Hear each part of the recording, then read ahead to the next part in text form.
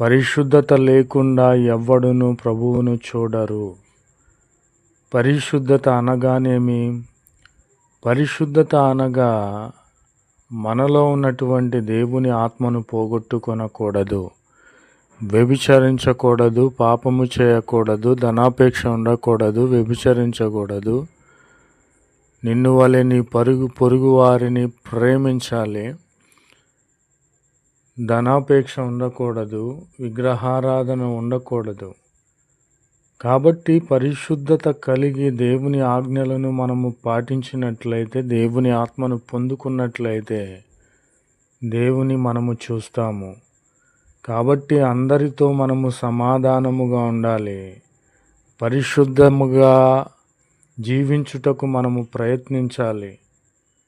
మనలో ఎవడైనను దేవుడిచ్చిన కృపను, పరిశుద్ధతను